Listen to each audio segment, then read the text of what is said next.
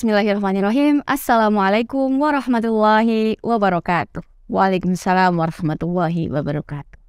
Alhamdulillahilladzi a'lama mal 'abdul 'amilun wa ila ma hum sha'irun wa ya'lamu ma kana wa ma yakun wa ma la yakunu allau kana kaifa kana yakun. Asyhadu an la ilaha illallah wahdahu la syarikalah. Syarafa ummatal islami bil qur'anil azim wastafaha 'alal 'alamin bimazidil 'izzati wat takrim. Thumma sholatu wassalamu ala man istafahu wa atahu minal kitabi ma afhama bihil fusaha aw qahtana wa adnan wa minal hikmati ma mazzaqa biha hikamal yunan wa ala alihi wa ashabihi alladhina hazu qasabas sabqi fi kulli maidan. Amma ba'du. Sahabat mu'alimat yang dirahmati Allah, berjumpa kembali kita dalam program Mutiara Ramadan yang insya Allah tidak pernah bosan untuk menyajikan kajian-kajian yang bermanfaat untuk menemani bulan puasa, bulan Ramadan kalian semua di rumah.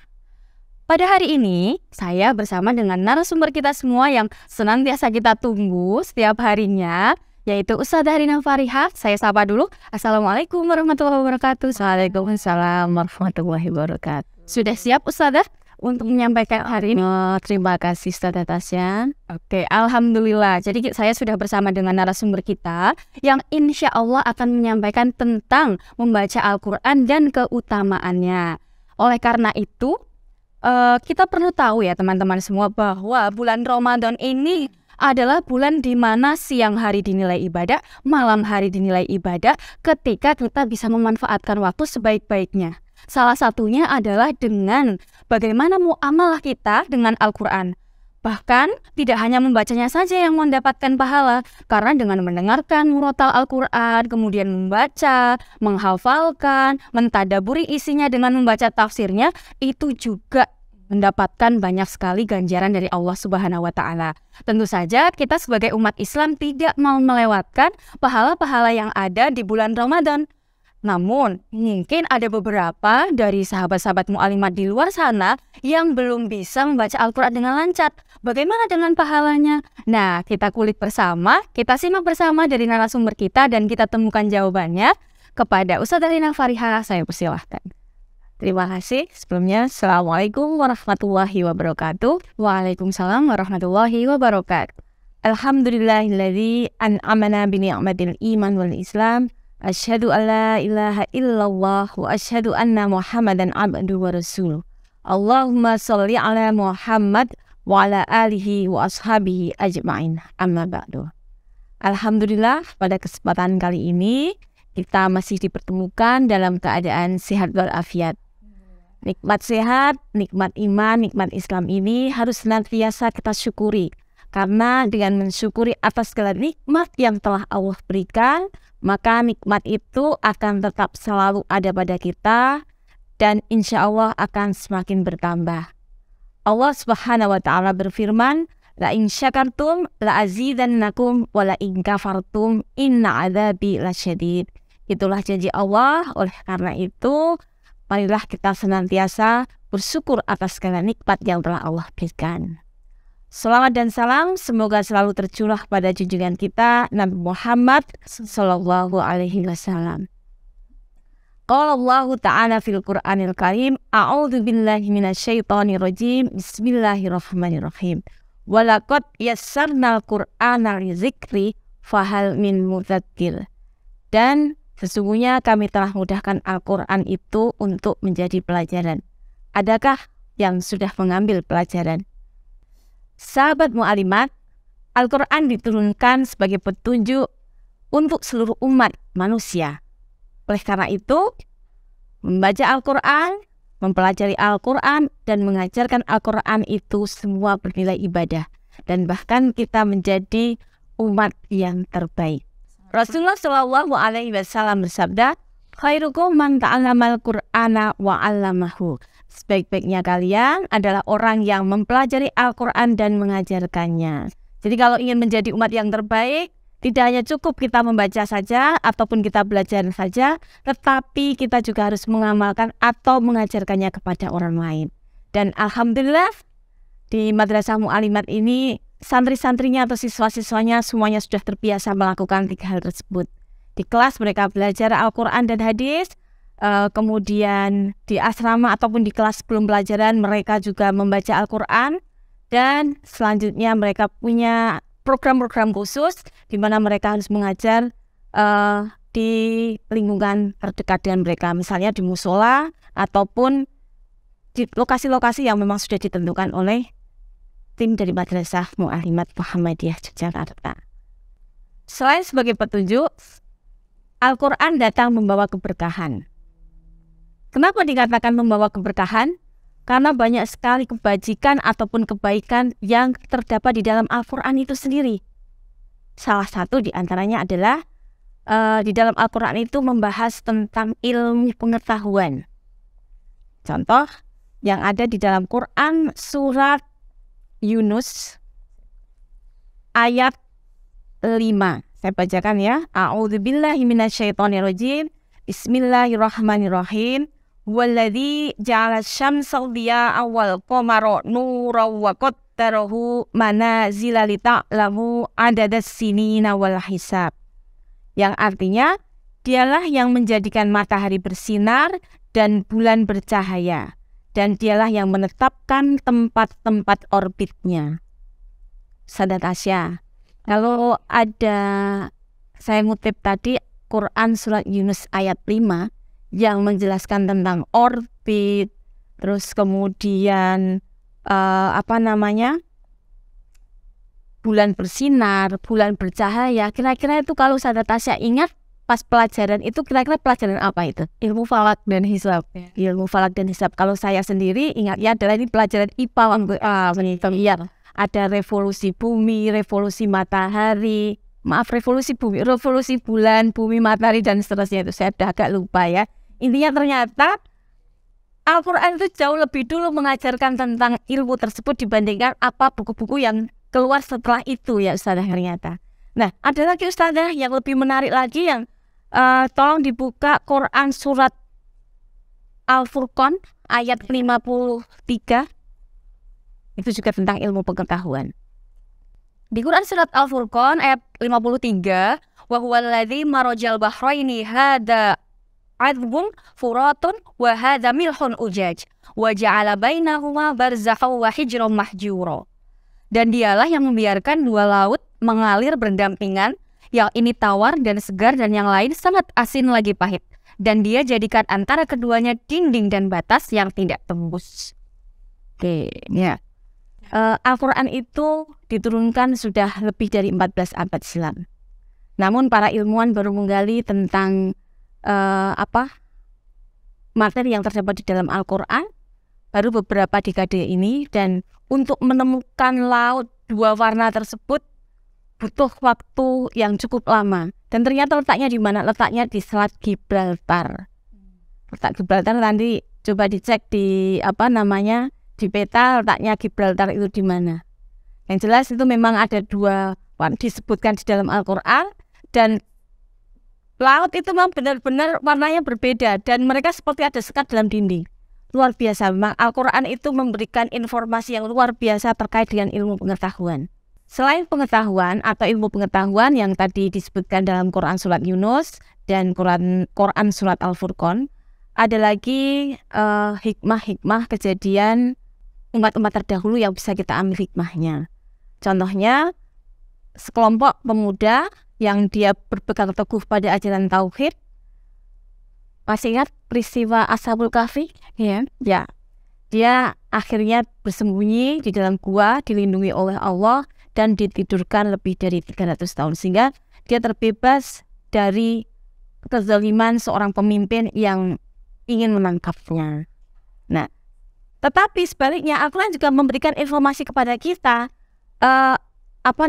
istilahnya azab ataupun sanksi yang akan diberikan pada orang-orang yang berbuat tidak sesuai dengan ajaran tauhid. Contohnya kisahnya umat Nabi Syuaib yang dia itu tidak jujur dalam berdagang, dan akhirnya sudah mendapatkan peringatan sekali, 2 kali, 3 kali, dan seterusnya dia tidak pernah patuh.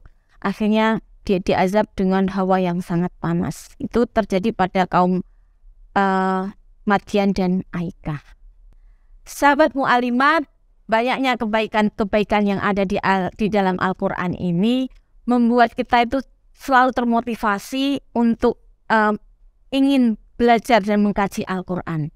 Dan banyak sekali hadis-hadis yang membahas tentang keutamaan membaca Al-Quran. Ya, salah satu diantaranya adalah hadis Rasulullah yang berbunyi, Man qara'a harfan min kitabillahi falahu bihi hasanah. Wal hasanatu bi asyri amsalihha la aqulu alif lam mim harfun. Walakin alifun harfun, walamun harfun, wa mimun harfun. Yang artinya, man qara'a harfan, barang siapa membaca satu huruf dari Al-Quran, min kitabillah, falahu bihi hasanah, maka baginya satu kebajikan. Wal hasanatu bi asyri amsalihha. Satu kebajikan itu jangan dihitung hanya satu saja, tetapi satu kebajikan itu akan berpuluh-puluh kali lipat. La aqulu alif lam mim harfun. Dan alif lam mim itu tidak dianggap satu huruf, akan tetapi alifun harfun, alif satu huruf, walamun harfun, lam satu huruf, wa mimun harfun, dan mim satu huruf. Coba bisa dibayangkan, anak-anak kita di kelas baca Al-Quran, di asrama baca Al-Quran, di senggang mereka juga baca Al-Quran. Kalau mau dihitung berapa jumlah pahala yang dia dapatkan dalam satu hari itu, memang luar biasa ya ajaran Islam itu. Maka dulu ada seorang ustadz saya di kampung itu mengatakan, masuk surga itu sebetulnya lebih mudah daripada masuk neraka. Karena apa? Kita berucap Bismillahirrahmanirrahim saja sudah investasi amal yang luar biasa. Nah, ada yang mau ditanyakan Ustazah? Bagaimana dengan kalau kita itu membacanya masih terbata-bata ini, sahabat? Ya, kalau terbata-bata itu nanti ada hadis lagi yang membahas. Rasulullah Shallallahu Alaihi Wasallam bersabda, "Walladzi yaqra'ul Qur'ana wa yatata'u fihi wa huwa alaihi syakkun lahu ajrani." Walladzi yaqra'ul Qur'ana, dan orang yang membaca Al-Quran, wa yatata'u, dan terbata-bata, itu dia tuh akan mendapatkan pahala dua. Kenapa kok dua? Satu, pahala dia membaca Al-Quran, dan dua, pahala kesungguhan dia membaca Al-Quran. Maka tidak ada alasan saya tidak mau belajar Al-Quran karena saya sudah tua. Nanti saya membacanya terbata-bata, apa tidak malah merusak arti dan seterusnya. Dan namanya belajar itu ya yang dinilai adalah niatnya dan kemudian bagaimana kesungguhan kita. Jadi tidak perlu khawatir saya membacanya masih terbata-bata, saya malu dan seterusnya. Oke, insyaallah. Ya, dulu pernah saya ditanya Ustazah tentang boleh nggak kalau kita itu membaca Al-Quran itu dengan lafaz Indonesia gitu kan? Padahal tadi hadisnya mengatakan man qara'a harfan min kitabillahi falahu bihi hasanah. Siapa yang baca Al-Quran maka dia itu mendapatkan pahala bagi setiap satu huruf demi hurufnya. Sehingga ada pertanyaan, kalau begitu saya nggak bisa baca Al-Quran, boleh nggak saya membaca itu dengan bahasa Indonesia, pakai lafaz Indonesia? Boleh, tapi tidak tepat. Karena apa? Karena ejaan atau apa? Namanya sudah transliterasi. Nah, transliterasinya itu kalau orang yang belum pernah belajar Al-Quran sama sekali, maka dia tidak bisa membedakan membaca S-H-A. Itu mesti dibaca sya. Padahal itu maksudnya adalah so. Nah, dan seterusnya lah. Intinya tidak ada salahnya kalau kita itu belum bisa membaca Al-Quran, berarti kita datang kepada orang-orang yang bisa membaca Al-Quran, atau istilahnya kalau bahasa sekarang privat.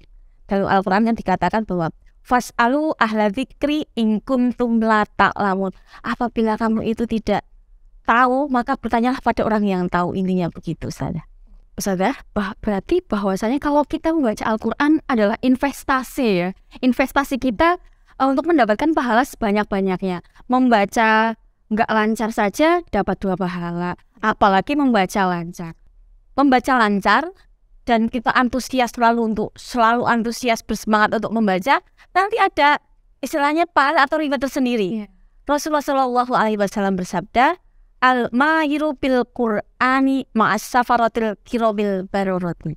Jadi orang yang mahir membaca Al-Quran, nanti dia di akhirat akan bersama Nabi dan para Rasul yang mulia. Masya Allah. Jadi kita itu mendapatkan banyak sekali kemudahan gitu, baik membaca Al-Qur'annya belum lancar, apalagi yang sudah lancar, apalagi dibacanya di bulan suci Ramadan gitu, Masya Allah. Jadi pahalanya memang sangat berlipat-lipat gitu ya.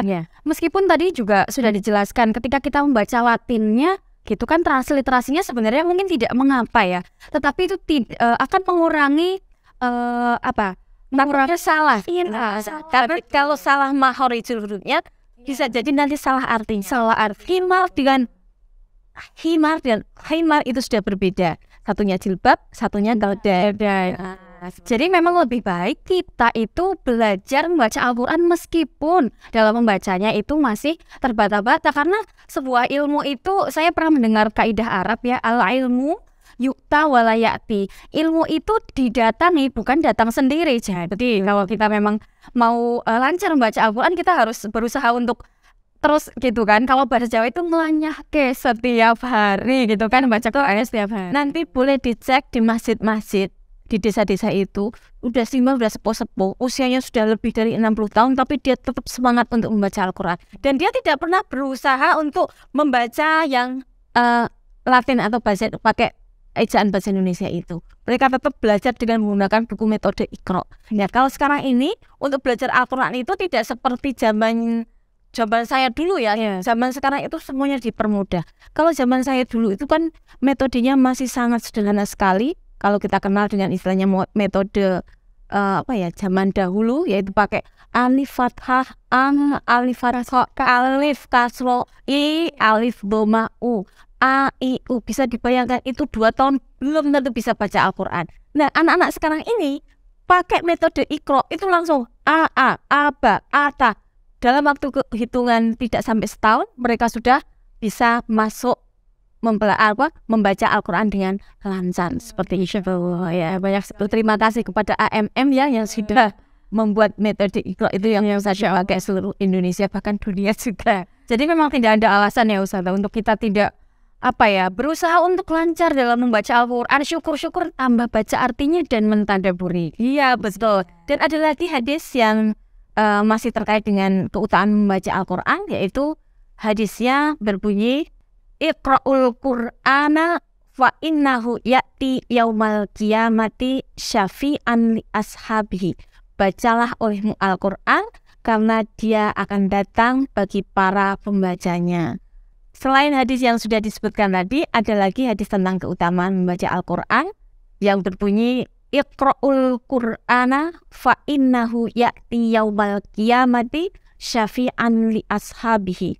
Bacalah olehmu Al-Quran karena dia akan datang pada hari kiamat sebagai penolong bagi para pembacanya. Jadi besok itu kalau di akhirat itu tidak akan ada orang yang bisa menolong kita kecuali amal-amal soleh kita. Nah, salah satu di antaranya adalah amal dari membaca Al-Quran. Jadi jangan pernah merasa lelah, jangan pernah merasa terpaksa membaca Al-Quran. Karena apa? Ribetnya itu yang nanti akan kita dapatkan suatu saat nanti. Kita istilahnya nabung itu, kita akan mudah bahasa Jawa ini, atau kita akan membuka investasi kita itu besok di akhirat. Di dunia juga bisa, di akhirat pun juga bisa. Oke, saya ada satu pertanyaan Ustazah. Ini mungkin sahabat mu'aliman juga bertanya-tanya, bagaimana kalau kita mendengarkan Al-Quran tapi niatnya untuk tidur ini Ustazah. Jadi tidak untuk murojaah, untuk menemani aktivitas, tapi niatnya memang untuk tidur, menghantarkan tidur. Ya, menghantarkan tidur. Oke.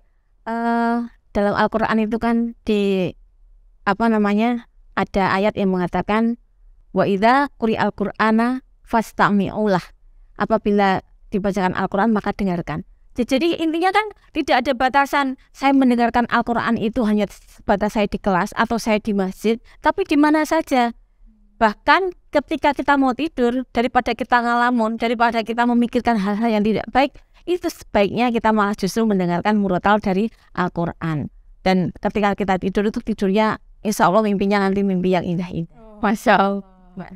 Oke, Masya Allah, banyak sekali ya kita hari ini belajar hadis-hadis yang menunjukkan keutamaan-keutamaan bagaimana kita membaca Al-Quran sampai mempelajari dan mengajarkannya. Kita sudah dengarkan bersama dari Ustazah Rina Fariha. Mungkin Ustazah ada closing statement untuk sahabat mu'alimat? Ya, sahabat mu'alimat, saya hanya akan menyampaikan bahwa satu, tidak ada kata Jangan pernah ada kata malas untuk belajar Al-Quran. Jangan pernah ada kata, saya sudah tua sehingga saya tidak pantas untuk belajar Al-Quran karena lidah saya sudah kaku. Jangan pernah ada kata bahwa Al-Quran itu tulisannya rumitnya luar biasa sehingga saya tidak merasa percaya diri untuk membacanya. Al-Quran itu diturunkan kepada Nabi Muhammad sebagai mukjizat. Yang namanya mukjizat, apapun itu mesti akan mudah kita pelajari. Ya, jadi kita harus tetap bersemangat seberapapun usia kita untuk selalu mengkaji, belajar dan mengajarkan Al-Quran pada orang lain. Saya masih ingat ya Ustazah, waktu saya kecil itu sebetulnya saya terpaksa sekali untuk belajar Al-Quran karena gurunya mohon maaf dalam tanda kutip galak. Padahal sebetulnya tegas sih, tapi saya menganggapnya galak. Tapi saya ingat bahwa saya ingin ingin membahagiakan ibu saya karena ibu saya itu bercita-cita anaknya menjadi seorang hafidhoh, anaknya ingin menjadi seorang qori. Sehingga saya ingin membahagiakan ibu itu dengan cara ya sudahlah saya ikuti meskipun guru privat saya tadi galak. Dan alhamdulillah meskipun saya tidak hafidhoh tapi setidak-tidaknya saya pernah menghafal Al-Quran sesuai dengan apa yang pernah dicita-citakan oleh ibu saya. Walaupun pada waktu itu perjuangan saya untuk sampai bisa membaca Al-Quran itu luar biasa sulitnya karena memang belum ada metode yang mudah seperti saat ini. Masya Allah, terima kasih Ustazah Rina Fariha atas penyampaian materinya. Baik, sahabat Mu'alimat dimanapun berada, kita sampai di penghujung program Mutiara Ramadan ini. Jangan lupa untuk terus mengikuti edisi-edisi Mutiara Ramadan yang akan disajikan setiap harinya dengan follow sosial media Instagram, Twitter, Facebook, TikTok Mu'alimat Jogja. Dan jangan lupa like, share, komen di YouTube Mu'alimat Jogja untuk melihat program Mutiara Ramadan ya, untuk menemani Ramadan teman-teman semuanya. Seperti yang sudah disampaikan Ustazah Rina bahwa membaca Al-Quran itu sangat penting karena surga itu merindukan 4 golongan. Salah satunya adalah orang yang membaca Al-Quran, kemudian orang yang menghafalkan, orang yang menjaga lisannya, dan memberikan makan kepada orang miskin dan yang berpuasa di bulan Ramadan. Hadis riwayat Daud dan juga Tirmizi. Baik, saya Amastasya Dias selaku moderator pamit undur diri. Sampai jumpa di edisi Mutiara Ramadan yang selanjutnya. Kullu antum bihair. Wassalamualaikum warahmatullahi wabarakatuh.